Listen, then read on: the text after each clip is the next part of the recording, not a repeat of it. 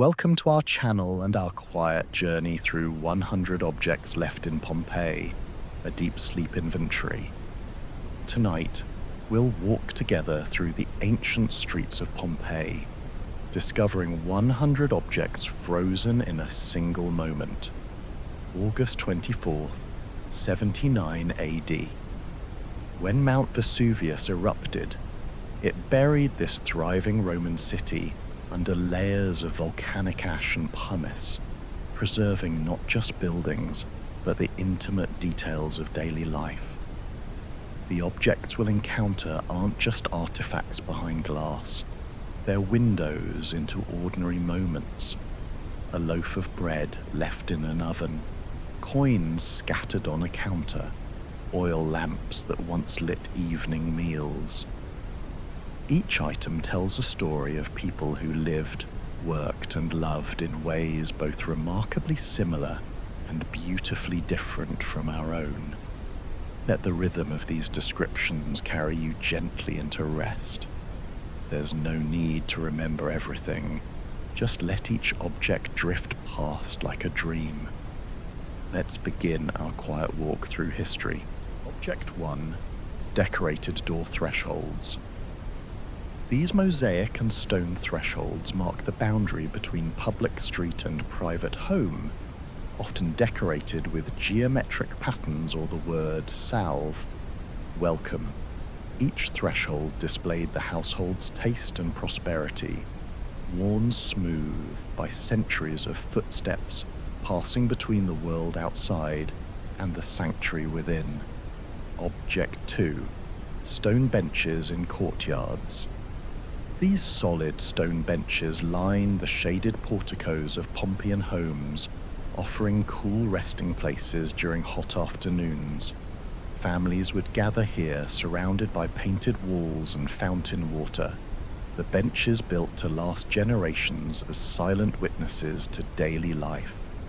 Object 3. Public fountain basins.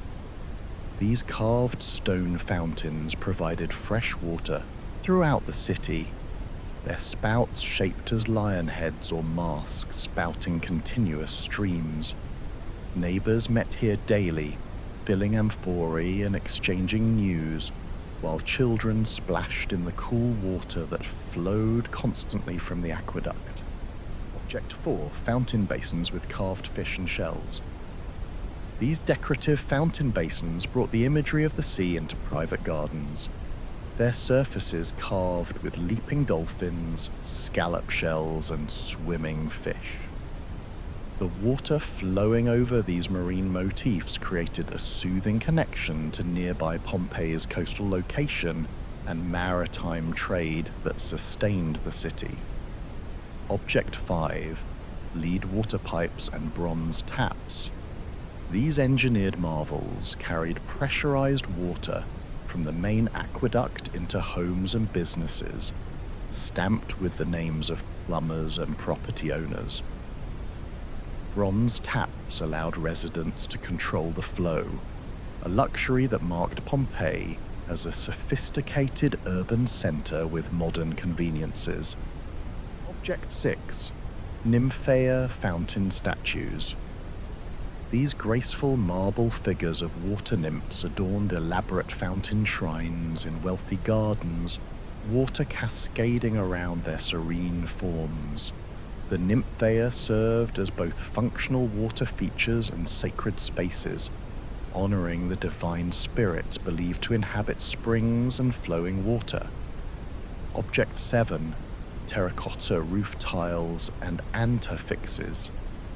These overlapping clay tiles protected homes from rain and summer heat, their edges decorated with antefixes, ornamental endpieces often shaped as palmettes or faces.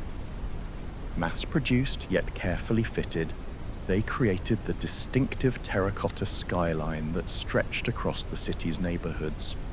Object 8. Hypercaust heating tiles. These hollow ceramic tiles form the underfloor heating system in Pompeii's public baths, allowing hot air from furnaces to circulate beneath raised floors. Bathers walked on comfortably warm surfaces above, unaware of the ingenious network of heat channels that made their relaxation possible.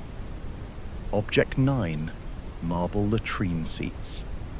These polished marble seats lined the walls of communal toilets, with carved keyhole openings positioned over continuously flowing water channels below.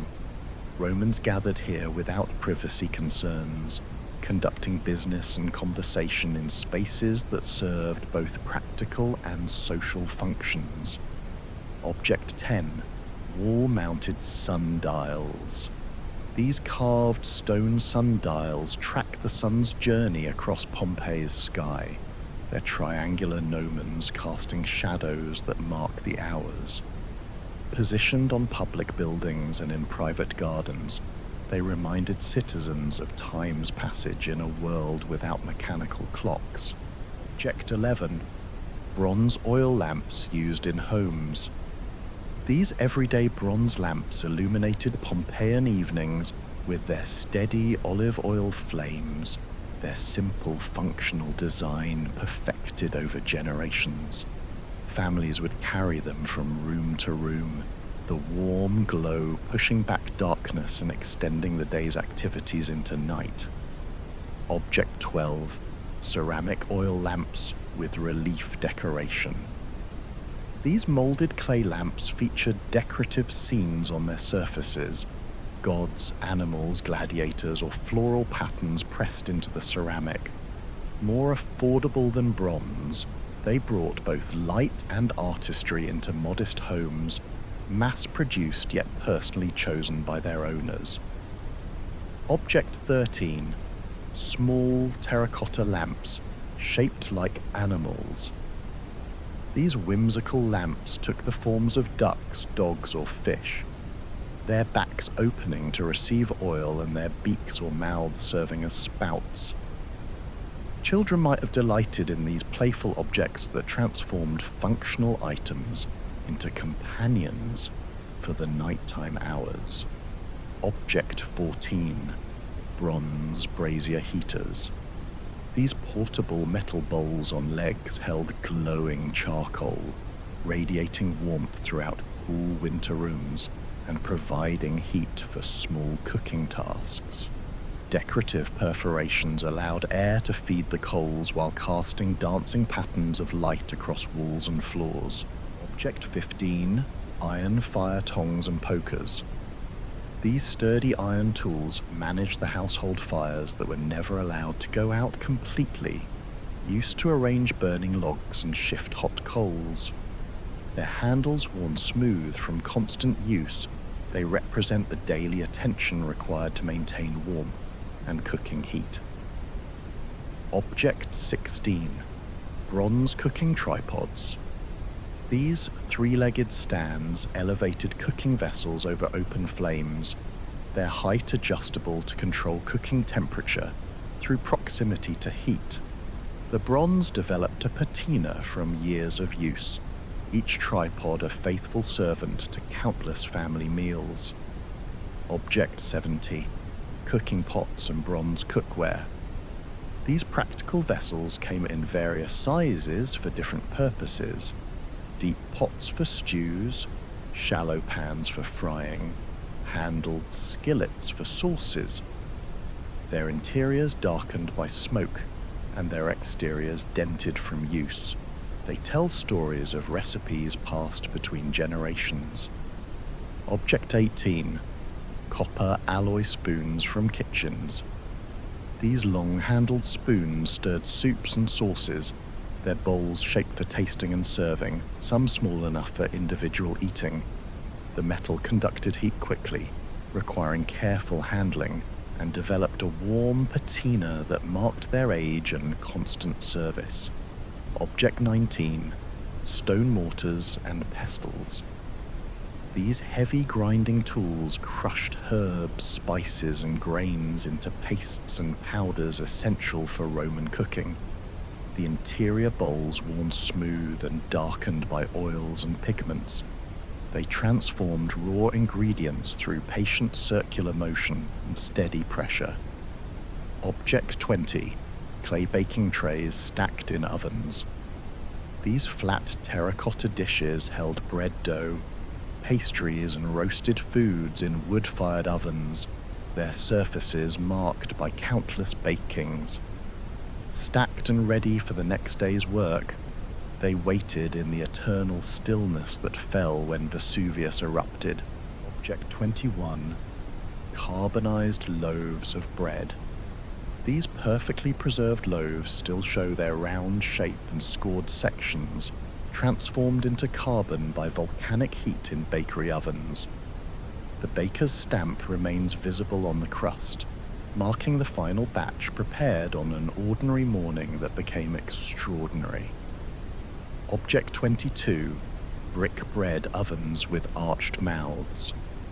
These dome-shaped ovens radiated stored heat from their thick brick walls, their wide arched openings designed for inserting and retrieving multiple loaves with long wooden paddles. The interiors blackened by years of wood fires, they produced the daily bread that sustained entire neighborhoods. Object 23. Millstones and grain grinders. These massive volcanic stone grinders consisted of two pieces, a conical base and hourglass-shaped upper stone turned by donkeys or slaves. Grain poured into the top emerged as flour from the bottom, the slow circular grinding providing fresh flour daily for the city's bakeries. Object 24.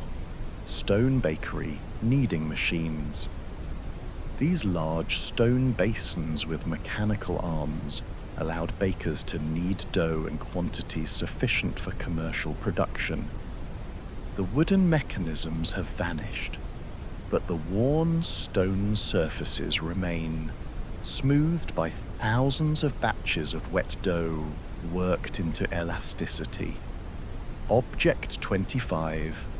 Carbonized figs and nuts in storage jars. These preserved fruits and nuts turned to fragile carbon offer direct evidence of Roman diet and food storage practices. Carefully packed in ceramic containers, they awaited future meals, their transformation by volcanic heat creating an unintended time capsule of ancient provisions. Object 26. Terracotta storage jars, Dolia. These enormous clay vessels, taller than a person, stored wine, oil, grain, and other provisions in homes and shops. Partially buried in floors for stability and temperature control, their thick walls protected contents from light, heat, and spoilage throughout the seasons. Object 27. Glass amphorae and storage jars. These translucent vessels showcase the Roman mastery of glass blowing, their greenish tint and graceful forms both functional and beautiful. More expensive than ceramic, they allowed contents to be seen and were prized for storing valuable liquids like perfumed oils and fine wines. Object 28. Stamped amphora handles. These clay handles bear impressed seals identifying their origin. Estates, workshops, or regions known for particular products like Falernian wine or Spanish fish sauce. The stamps served as ancient brand names, guaranteeing quality and authenticity to discerning Roman consumers across the Mediterranean. Object 29. Wooden barrels and vats from cellars. These cooperage pieces from wine cellars survived as carbonized wood and metal bands, showing Roman adoption of Celtic barrel-making techniques. Stored in cool underground spaces, they aged wines and preserved liquids, their wooden staves swelling tight when filled with liquid. Object 30. Large ceramic wine dolia in vineyards. These massive earthenware vessels embedded in vineyard soil fermented and stored wine where grapes were grown and pressed. Their interiors sealed with resin to prevent leakage, they represent the agricultural rhythm of harvest, fermentation, and anticipation of the vintage to come. Object 31. household loom weights. These pyramid-shaped clay weights hung from vertical threads on upright looms, their gravity keeping warp threads taut while weavers passed shuttles horizontally. Each weight was carefully matched to maintain even tension, producing the cloth that dressed families and decorated homes with steady, repetitive work. Object 32. Clay loom parts from textile workshops. These ceramic components, spindle whorls, thread separators, and heddle bars, equipped commercial weaving operations that produced fabric for Pompeii's markets. Worn smooth by constant friction with wool and linen threads, they represent the textile industry that employed many of the city's workers. Object 33. Woven reed baskets, carbonized in storerooms. These delicate baskets survived as fragile carbon impressions, their woven patterns still visible in the ash that replaced organic material. Used for carrying produce, storing goods, and organizing household items, they show the everyday craft of basket weaving practiced throughout the ancient world. Object 34. Iron farming tools from villas. These implements, hoes, sickles, pruning hooks, and plowshares, work the fertile volcanic soil surrounding Pompeii, tending vineyards, olive groves, and grain fields. Their edges worn from sharpening and use, they connected city dwellers to the agricultural rhythms that fed them. Object 35. Olive presses with stone weights. These massive stone wheels and lever presses extracted precious oil from harvested olives through crushing weight and steady pressure. The beam presses used enormous stones as counterweights, transforming fruit into the oil that lit lamps, flavored food, and cleansed bodies throughout the Roman world. Object 36. Potter's wheels with vessels attached. These rotating clay discs preserved mid-creation vessels, the potter's work interrupted forever by catastrophe.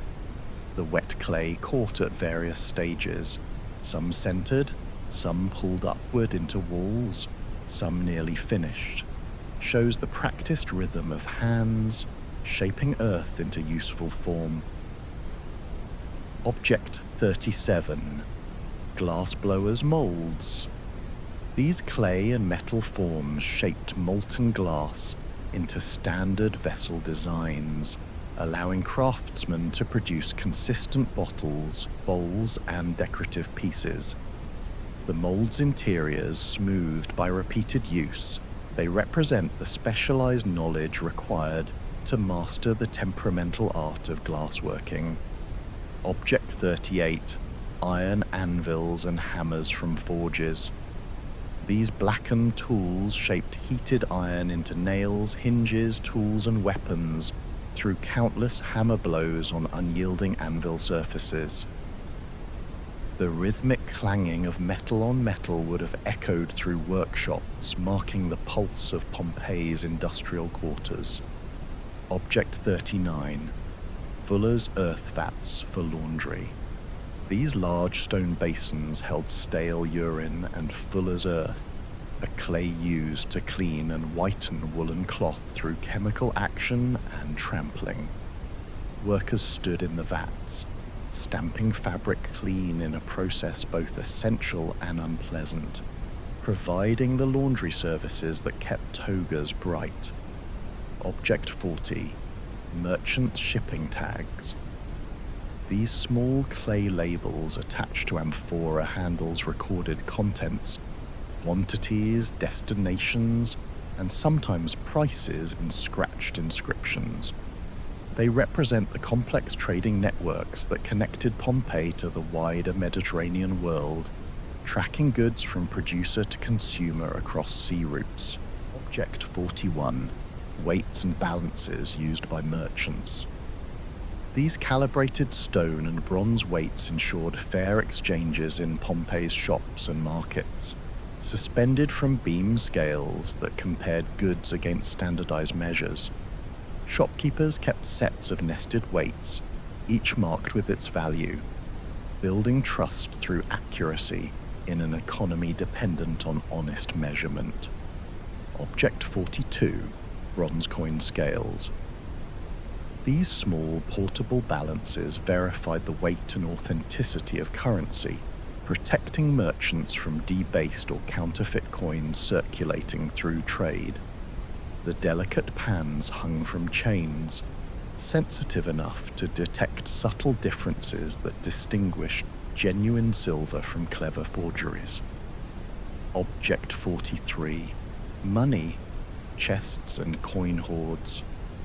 These locked wooden boxes and ceramic jars preserved life savings, bronze, silver, and occasional gold coins hidden in homes or buried for safekeeping. The hoards discovered by archaeologists represent wealth interrupted, coins that would never be spent, plans that would never unfold. Object 44. Painted measuring marks on shop walls. These lines and notations marked standard heights and volumes on tavern and shop walls, allowing customers to verify they received full measure. Painted at eye level in red or black, they served as permanent honest witnesses to transactions conducted in wine bars and food stalls. Object 45. Wax writing tablets and stylus. These hinged wooden boards held layers of beeswax for temporary writing, the pointed stylus scratching letters that could be smoothed away with a flat end. Students practiced lessons, merchants recorded transactions, and lovers sent messages on these reusable surfaces that captured fleeting thoughts. Object 46. Bone styli and wax tablets with notes. These delicate writing instruments carved from animal bone show various tip shapes for different writing styles, their surfaces polished by handling. Some tablets preserve their final messages, accounting records, student exercises, or brief notes frozen mid-sentence when disaster struck. Object 47. Ink pots and reed pens. These small ceramic vessels held carbon-based ink for writing on papyrus and parchment, accompanied by cut reed pens with split nibs. The more permanent writing medium captured documents meant to last, legal contracts, literary works, and official records that required ink's indelible quality. Object 48. Sealed commercial wax tablets.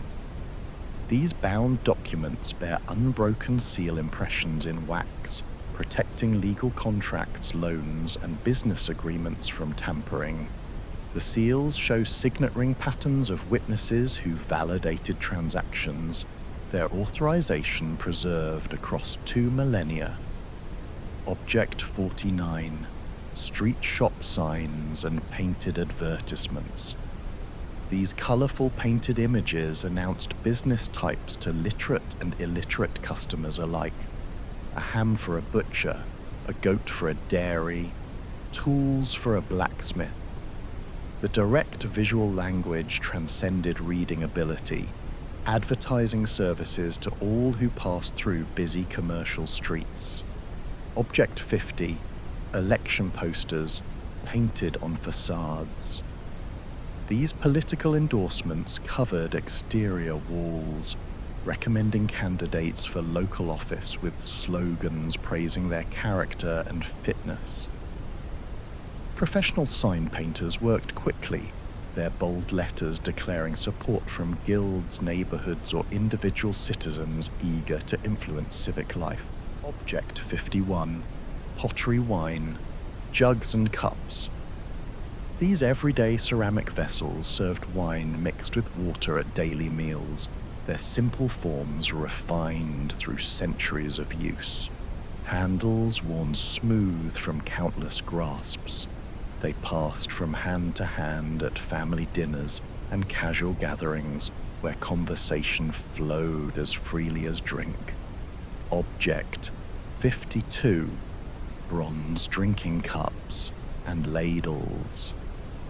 These metal vessels added elegance to drinking rituals, their surfaces developing a warm patina that enhanced their beauty over time. The ladles transferred wine from mixing bowls to individual cups, their long handles and deep bowls controlling portions in the measured social drinking Romans preferred. Object 53. Bronze strainers for the filtering wine. These perforated bowls filtered sediment and spices from wine, their fine holes creating clear liquid for refined palates. Romans flavored wine with honey, herbs, and resin, making straining essential to separate liquid from solid additions that enhance taste and preservation. Object 54. Glass vessels, including perfume bottles. These delicate blown glass containers held scented oils and perfumes, their narrow necks preserving precious fragrances through controlled dispensing. Ranging from utilitarian to luxurious, they show glass transformed from rare novelty to common household item throughout the Roman period. Object 55. Dice and gaming pieces. These bone and ivory game pieces accompanied leisure hours used for games of chance and strategy, played on marked boards or tavern tables. The dice show the same six-sided form used today, their spotted faces rolling outcomes that sparked friendly competition and occasional gambling disputes. Object 56. Bronze dining couches, pleni. These metal frames supported cushions where diners reclined during formal meals, leaning on their left elbows while eating with right hands. The couches arranged around three sides of low tables created the triclinium dining configuration central to Roman social entertaining and conversation. Object 57. Marble dining tables in garden triclinia. These permanent stone tables anchored outdoor dining spaces where summer meals unfolded beneath pergolas and open sky. Their solid surfaces held platters and bowls for guests, reclining on surrounding masonry benches, combining formal dining structure with garden setting's relaxed atmosphere. Object 58. Silver tableware sets. These precious metal plates, cups, and serving vessels displayed wealth and status at elite banquets, their surfaces sometimes decorated with relief scenes. Polished to brightness before each use, they caught lamplight and reflected the faces of guests engaged in elaborate, multi-course dining rituals. Object 59. Bronze mirrors from bedrooms and baths. These polished metal discs reflected faces with clarity when their surfaces were properly maintained, held by decorative handles or propped on stands. Women and men alike used them for grooming, applying cosmetics and arranging hair in the privacy of domestic spaces and bath complexes. Object 60. Bone and ivory hair combs. These carved grooming tools detangled and styled hair with teeth of varying fineness, some decorated with carved patterns or figural scenes. Essential to daily grooming routines, they represent the attention Romans paid to personal appearance and the time invested in elaborate hairstyles. Object 61. Jewelry, such as gold rings and necklaces. These precious metal adornments encircled fingers and throats, some bearing engraved gemstones that served as personal seals while displaying wealth. Gold's imperishable nature preserved these intimate objects perfectly, still holding the shape of hands and necks they once adorned in life. Object 62. Jeweled hairpins and fibulae. These decorative pins secured elaborate hairstyles and fastened clothing at shoulders.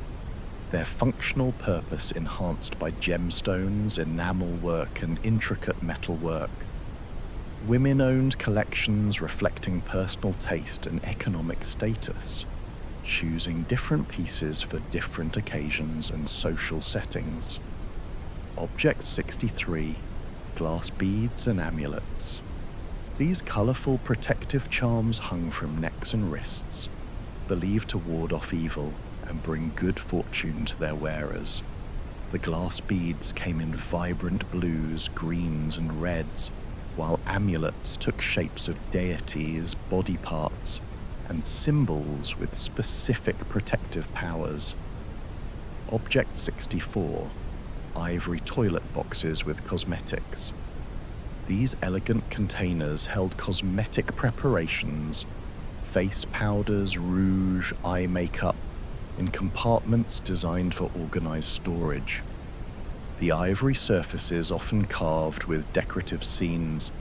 They reflect the elaborate beauty routines practiced by Roman women using imported ingredients from across the empire. Object 65, leather sandals with hobnails. These practical footwear pieces show heavy wear on their soles, the iron hobnails providing traction and durability on stone-paved streets. Some preserved as carbonized leather, others as nail patterns in ash. They reveal foot sizes and walking patterns of Pompeii's last inhabitants. Object 66, household chests with sewing tools. These storage boxes contained bronze needles, iron scissors, thread spools, and thimbles for clothing repair and creation. Sewing represented essential household work, maintaining garments through mending and alteration, skills passed from mothers to daughters ensuring family wardrobes remained functional. Object 67, wooden chests and boxes, metal fittings. These storage furniture pieces survived through their bronze hinges, locks, and decorative corner reinforcements. The wood itself carbonized or vanished. They held clothing, valuables, and documents in bedrooms, their contents revealing personal possessions and household organization when archaeologists excavated their remains. Object 68, bronze keys and door locks. These security devices protected homes and individual rooms, their complex iron pins requiring specifically cut bronze keys to unlock. The keys wore on rings or chains, their possessions signaling authority over household spaces and the valuable contents stored behind locked doors. Object 69, bronze door knockers, shaped like lion heads. These decorative door furniture pieces announced visitors with metallic sounds, their ring-shaped handles gripped in sculpted lion mouths. The fierce protective imagery guarded entrances, while providing functional means for guests to request admission, combining symbolism with practical household hardware. Object 70, household bronze bells. These small bells summoned servants, marked time, or warned of approaching visitors with clear metallic tones. Suspended from chains or mounted on handles, they punctuated domestic soundscapes with purposeful ringing that organized household routines and coordinated activities across multiple rooms. Object 71, terracotta household idols, Lareria.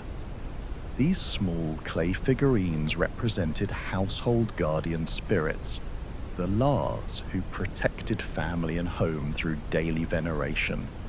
Positioned in domestic shrines, they received offerings of wine, incense, and food as family members sought blessings for health, prosperity, and protection in their everyday lives. Object 72, Lararium. Wall paintings with serpents. These painted shrines on household walls depicted protective serpents, family guardian spirits, and sometimes the genius of the paterfamilias surrounded by decorative garlands.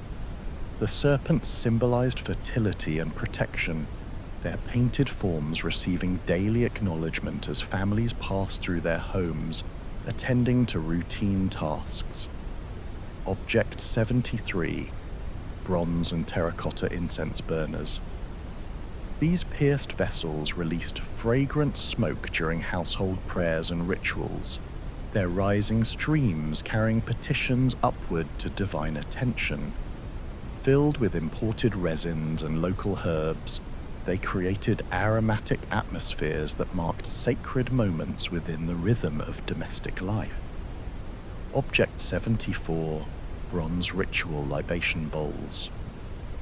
These shallow offering vessels poured wine, milk, or oil onto altars and into sacred fires, the liquid gifts honoring gods and ancestral spirits. Their handles and decorative elements showed careful craftsmanship befitting objects that mediated between human supplicants and divine recipients of their devotion. Object 75, terracotta votive figurines. These small clay offerings left at temples and shrines represented gratitude for answered prayers or hopes for future divine intervention.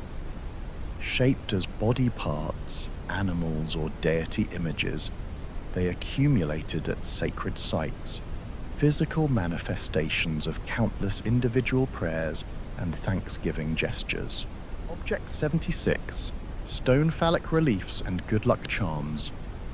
These protective symbols carved into walls, doorways, and worn as pendants guarded against the evil eye and brought fertility and good fortune.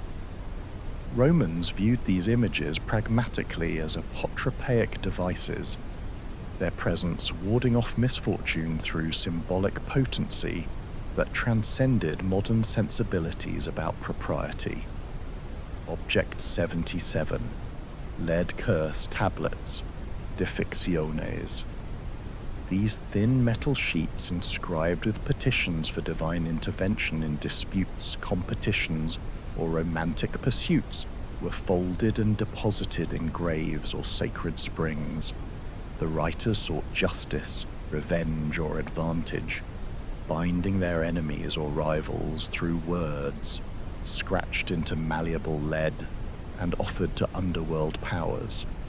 Object 78, sacrifice altars with drainage channels. These stone platforms facilitated animal offerings central to Roman religious practice, their carved channels directing sacrificial blood away from altar surfaces. Communities gathered for these rituals, marking festivals, seeking favor, or fulfilling vows, the altars witnessing repeated ceremonies that bound humans to gods. Object 79, votive inscriptions dedicated to gods. These carved stone dedications recorded individuals' gratitude for divine assistance, their Latin texts specifying which deity received thanks and sometimes detailing the favor granted. The inscriptions made private devotion public, demonstrating piety while preserving donors' names for posterity alongside the gods they honored. Object 80, street altars and roadside shrines. These small sacred spaces at crossroads and neighborhood corners received daily attention from passers-by, offering quick prayers or small gifts. They marked sacred geography within urban space, creating networks of divine presence where residents acknowledged protective spirits watching over streets, travelers, and community boundaries. Object 81, wall frescoes with mythological scenes. These painted narratives covered dining room and bedroom walls with stories of gods, heroes, and legendary moments frozen in pigment. Families lived surrounded by these scenes, Perseus rescuing Andromeda, Bacchus discovering Ariadne, cultural touchstones that educated, entertained and elevated domestic spaces into galleries of shared mythology. Object 82. Fresco fragments with the floral garlands. These delicate painted decorations mimicked draped flower chains and ribbons, creating borders and frames around larger scenes or adorning entire walls with botanical elegance. The artists captured roses, ivy, and myrtle with careful observation, bringing garden beauty indoors, where it remained perpetually fresh and blooming. Object 83. Mosaics, including the cave Panem dog. These tiny stone tesserae assembled into images that welcomed visitors and warned potential intruders, most famously the chained guard dog, with the words "Beware of dog" in Latin. Durable floor art survived foot traffic for generations, their messages and images still clear beneath volcanic ash centuries later. Object 84. Mosaic, depictions of sea creatures. These aquatic scenes transformed floors into imagined ocean depths populated by fish, octopi, dolphins, and mythological sea beings. The mosaics brought Mediterranean marine life indoors, their colorful creatures swimming eternally beneath the feet of residents who walked above this artistic underwater world. Object 85. Marble portrait, busts of family members. These carved likenesses preserve the features of ancestors and deceased relatives, displaying them in household shrines where descendants could maintain connections across generations.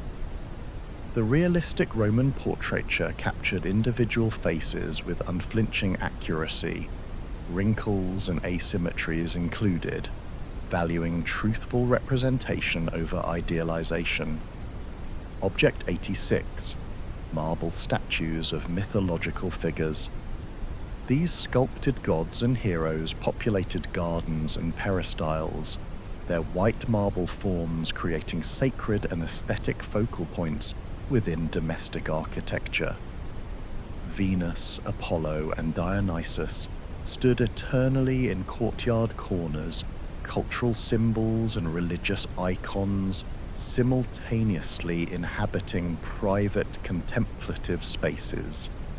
Object 87. Bronze statues of gods and emperors. These cast metal figures honored divine and imperial authority in public forums and private lararia, their surfaces originally gleaming before patina darkened them.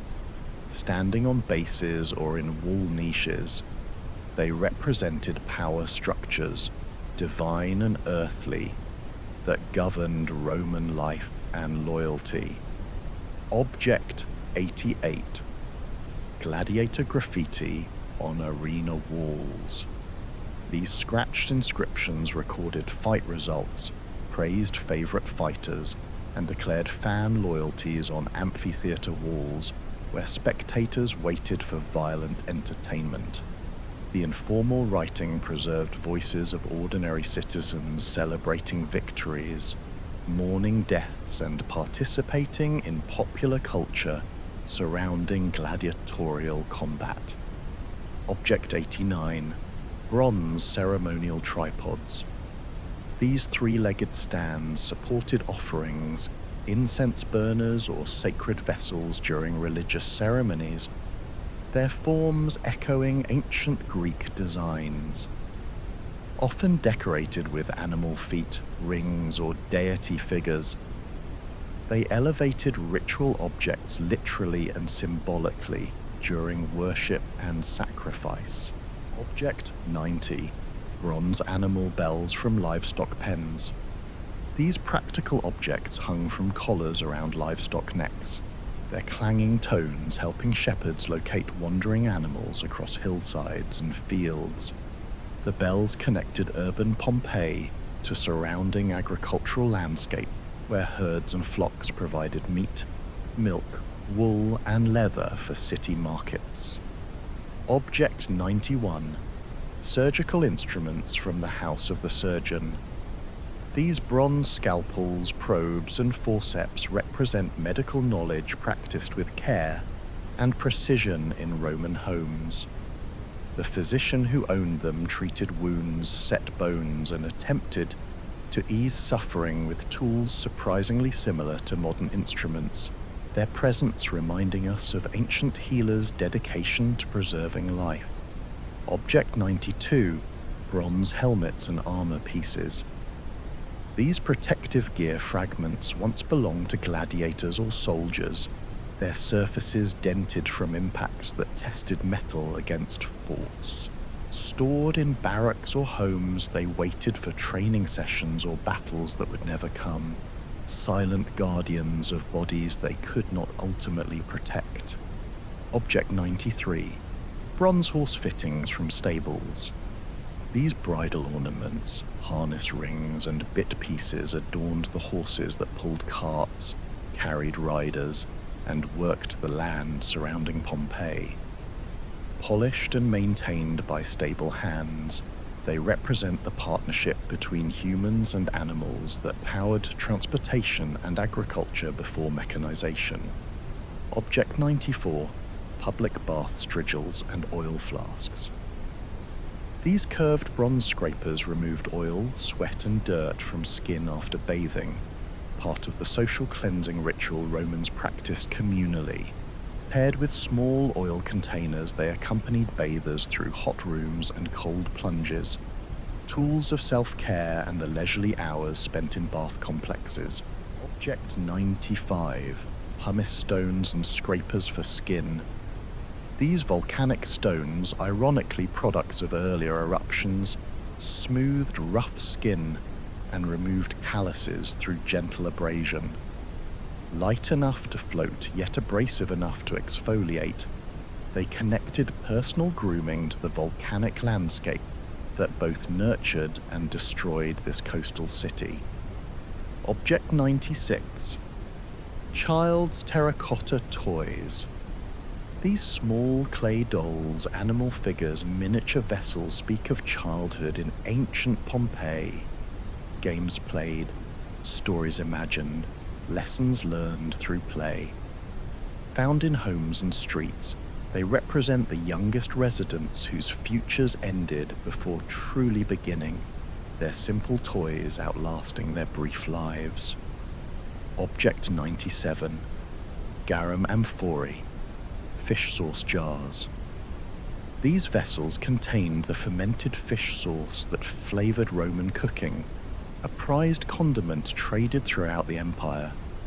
The pungent liquid represented months of careful preparation, its strong taste connecting Pompeii's tables to fishing communities and production facilities along Mediterranean coasts. Object 98. Roman glass perfume bottles, revisited, personal. These intimate vessels held scents chosen to please their wearers and those nearby, fragrances lost now but once as individual as the people who wore them. Small enough to cradle in a palm, they represent personal preferences, daily rituals, and the human desire to surround ourselves with beauty. Object 99. Jewelry found on victims. These rings, bracelets, and necklaces remained with their owners through the final moments, clasped on fingers and arms as people sought shelter or fled. The gold and gems preserved not just wealth but intimate choices, which pieces someone wore that day, what felt important enough to keep close when everything changed. Object 100. Plaster casts of victims. These hollow spaces in hardened ash, filled centuries later with plaster by archaeologists, reveal final postures of those who could not escape. We see embracing families, shielding gestures, curled positions of sleep or suffocation, not objects but absences that became presences, teaching us that behind every artifact stood a human life, a story, a moment interrupted. In their stillness, they ask us to remember. And so we've walked together through 100 objects, each one a small window into lives lived 2,000 years ago. The streets of Pompeii are quiet now, the fountains no longer flowing, the lamps extinguished. But in these preserved moments, a loaf of bread, a child's toy, a key that once opened a door, we've touched something that transcends time. The people of Pompeii could not have known that their ordinary Thursday would become extraordinary, that their everyday objects would outlast empires and speak across millennia. They lived as we do, surrounded by things both precious and mundane, moving through routines of work and rest, seeking comfort, beauty, and connection. Let these objects drift away now like dreams fading at dawn. The stone thresholds, the bronze lamps, the painted walls, all returning to gentle silence. There's nothing more you need to remember, nothing more to hold. The past rests peacefully in its volcanic sleep, and now you can rest too. The walk is complete. The museum closes its doors. Darkness settles softly over ancient streets, over modern rooms, over you.